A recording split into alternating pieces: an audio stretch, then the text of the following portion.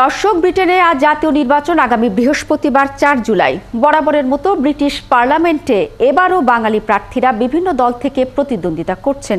এখন পর্যন্ত প্রাপ্ত তথ্য মতে ৩৩ জন বাঙালি প্রার্থী লড়ছেন আসন্ন এই নির্বাচনে। এর মধ্যে ক্ষমতাসীন কনজারভেটিভ থেকে ২ জন, স্কটিশ ন্যাশনাল পার্টি থেকে ১ জন, লিবডাম থেকে ১ জন ও ৮ জন লেবার পার্টি থেকে নির্বাচন করছেন। জানিয়ে রাখি, অন্য ৮ জন স্বতন্ত্র নির্বাচন করছেন। বাকি ৫ জন নির্বাচন করছেন workers party of Britain, reform UK এবং গ্রিন পার্টি থেকে। তবে মূলধারার রাজনীতিতে বাঙালিদের সম্পৃক্ততা তুলনামূলকভাবে কিন্তু কম। কেন বলছি? ব্রিটেনে কিন্তু প্রায় ১০ লাখ বাংলাদেশে অবস্থান করছেন। তো সেই হিসেবে কিন্তু মূলধারায় বাঙালিদের অংশগ্রহণ খুবই অপ্রতুল। আমরা যদি সংখ্যাটার সাথে যারা প্রার্থী হয়েছেন সেই সংখ্যাটা হিসেব করি, তাহলে কিন্তু সহজে সেটি অনুমান করা যাচ্ছে। দর্শক, আপনাদের জানিয়ে দিতে চাই যে আসলে কোন কোন আসন থেকে কে কে লড়ছেন। লেবার পার্টি থেকে গর্ডন এবং বুকান আসনে মনোনয়ন পেয়েছেন Nurul Haque Ali, Rushanara Ali Bethnal Green and Bow আসনে, আফসানা বেগম পপলার ও Limehouse, doctor Rupa Huq Ealing Central এবং অ্যাক্টন আসনে, টিউলিপ রিজওয়ানা সিদ্দিক হ্যামস্টেড এবং হাইগেট আসনে। একটি কথা না বললেই নয়, যারা টিউলিপ সিদ্দিকীকে চিনেন তারা জানেন যে বঙ্গবন্ধু কন্যার যে ছোট মেয়ে যে শেখ রেহানা, তার মেয়ে কিন্তু তিনি, এবং তিনি কিন্তু এর আগেও এখানে নির্বাচিত হয়েছেন। আরও যারা আছে তাদের সাথে একটু পরিচয় করে দিতে চাই। রুমি চৌধুরী উইথাম, রুফিয়া আশরাফ দক্ষিণ নর্থ হ্যাম্পটনশায়ার এবং নাজমুল হোসাইন ব্রিক ও ইমিংহাম আসন থেকে লড়বেন। আমরা তো বেশ কয়েকটি পার্টির কথা শুনলাম। একটি পার্টি আছে লিবডেম পার্টি, এবং সেখান থেকে মনোনয়ন পেয়েছেন রাবিনা খান। তিনি লড়ছেন বেথনাল গ্রিন এবং স্টেপনি আসনে। জানিয়ে রাখি, এখানে কিন্তু তিনি প্রতিদ্বন্দ্বিতা করবেন আরেক বর্তমান এমপি বাংলাদেশি রুশনার আলীর বিপক্ষে। একই আসন থেকে গাজা ইস্যুকে সামনে নিয়ে স্বতন্ত্র নির্বাচন করছেন আরেক বাংলাদেশি আজমল মাসরুর, ব্যারিস্টার সামুদ্দিন ও মোহাম্মদ সুমন আহমেদ। অন্যদিকে পপলার লাইম হাউসে বর্তমান লেবার এমপি আফসানা বেগমকে স্বতন্ত্র হিসেবে চ্যালেঞ্জ দিয়েছেন তারই সাবেক স্বামী এহতেশামুল হক। তিনি স্বতন্ত্র প্রার্থী হিসেবে নির্বাচন করছেন। তাহলে আমরা কি দেখছি যে বিভিন্ন যেসব আসনের কথা আমরা বলছি, সেখানে কিন্তু দেখছি যে দেশীয়রাই কিন্তু দেশীয়দের চ্যালেঞ্জ জানাচ্ছে, এবং যেটি আমরা বলছিলাম, এবং আফসানা বেগমের সাথে তার সাবেক স্বামীর প্রতিদ্বন্দ্বিতা হবে। আরেকটি বিষয় জানিয়ে রাখি, বর্তমান লেবার লিডার সব জরিপে যিনি ভবিষ্যৎ ব্রিটিশ প্রধানমন্ত্রী, সেই স্যার কিয়ার স্টারমারকে চ্যালেঞ্জ দিয়েছেন কিন্তু এক ব্রিটিশ বাংলাদেশি। তার নাম হচ্ছে ওয়াইস ইসলাম। তিনি লড়ছেন হলবর্ন এবং সেন্ট প্যানক্রাস আসনে। এখানে গাজা ইস্যু নিয়ে কথা বলে ভোটারদের আস্থা অর্জনের চেষ্টা করছেন ওয়াইস ইসলাম। ক্ষমতাসীন কনজারভেটিভ পার্টি থেকে মনোনয়ন পেয়েছেন আতিক রহমান টটেনহাম আসনে। সৈয়দ শামীম আহসান ইলফোর্ড দক্ষিণে, স্কটিশ ন্যাশনাল পার্টি এসএনপি থেকে মনোনয়ন পেয়েছেন আরেক বাংলাদেশি নাজ আনিস মিয়া। তিনি প্রার্থী ডান ফার্মলাইন এবং ডলার আসনের।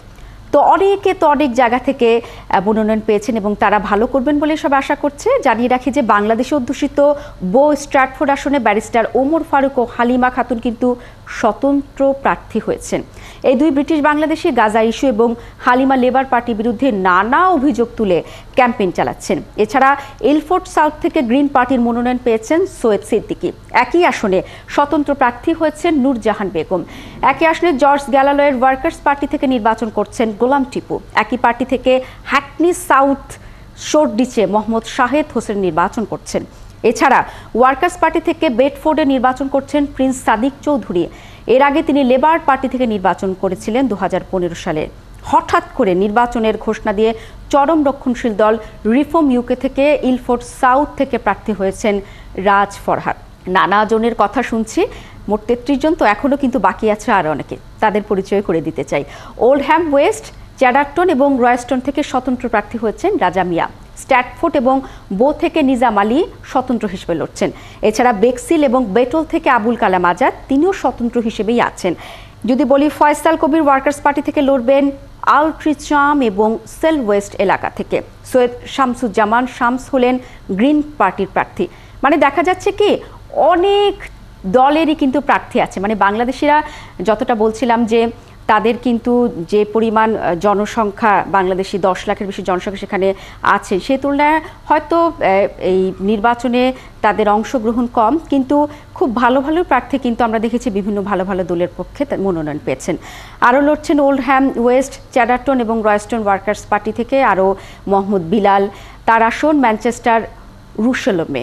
তবে Habib Rahman new castle central and West থেকে স্বতন্ত্র প্রার্থী হিসেবে লড়ছেন।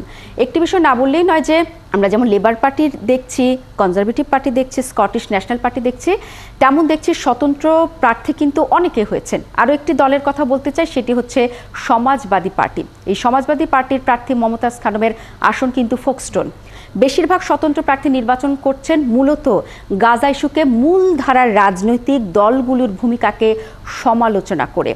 এতে বেশ চাপে আছেন 4 বারের নির্বাচিত এমপি রুশনার আলী। তিনি গাজায় যুদ্ধ বন্ধের ইস্যুতে পার্লামেন্টে ভোট দান থেকে বিরত থাকায় তার এলাকার ভোটাররা বেশ নাখোশ। আমরা একটি বিষয় বলতে চাই যে আমরা জানি যে ব্রিটেনের যে মূলধারার যারা রাজনীতিক এবং কনজারভেটিভ পার্টি তারা কিন্তু ইসরায়েলকে সমর্থন দিয়েছে, এবং ব্রিটেনে যারা বাংলাদেশ অধ্যুষিত যারা আছেন তারা আবার গাজাকে কেন্দ্র করে বা গাজার মানুষের প্রতি একটু সহানুভূতিশীল, এবং সেক্ষেত্রে তারা কিন্তু ওই ইস্যুটাকে কেন্দ্র করে নির্বাচনী প্রচারণা চালাচ্ছেন। আমরা রুশনার আলীর কথা বলছিলাম, যেহেতু তিনি ভোট দেননি, তিনি কি করেছেন, বিভিন্ন এলাকায় যখন যাচ্ছেন ক্যাম্পেইনে গিয়ে তিনি কিন্তু বাধার সম্মুখীন হচ্ছেন।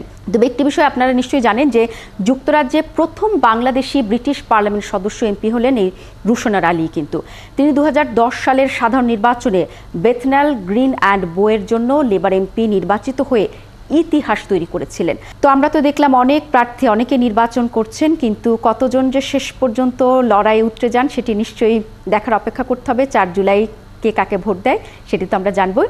কিন্তু আপনারা জানেন যে গত সাধারণ নির্বাচনে মাত্র 4 জন বাংলাদেশি কিন্তু সংসদ সদস্য নির্বাচিত হন, এবং যুক্তরাজ্যে ব্রিটিশ বাংলাদেশি জনসংখ্যার আকারের তুলনায় এই প্রতিনিধিত্ব তুলনামূলকভাবে ছোট, যেটি বারবার বলছিলাম। এবং বিভিন্ন সেক্টরে উল্লেখযোগ্য অবদান রেখে ব্রিটিশ বাংলাদেশি সম্প্রদায় বছরের পর বছর ধরে উল্লেখযোগ্যভাবে বৃদ্ধি পেয়েছে। পার্লামেন্টে তাদের কণ্ঠস্বর পর্যাপ্তভাবে শোনার জন্য বৃহত্তর রাজনৈতিক প্রতিনিধিত্ব এবং সম্পৃক্ততার প্রয়োজন, এবং আশা করছি এবার 33 জন ব্রিটিশ বাংলাদেশি এই নির্বাচনে দাঁড়িয়েছেন, এবং যেই সংখ্যাটি 4-এ আছে সেটি হয়তো দ্বিগুণ বা 3 গুণ বৃদ্ধি পাবে, এবারের পার্লামেন্টে যাবে। এই প্রত্যাশায় আজ এখানেই শেষ করছি।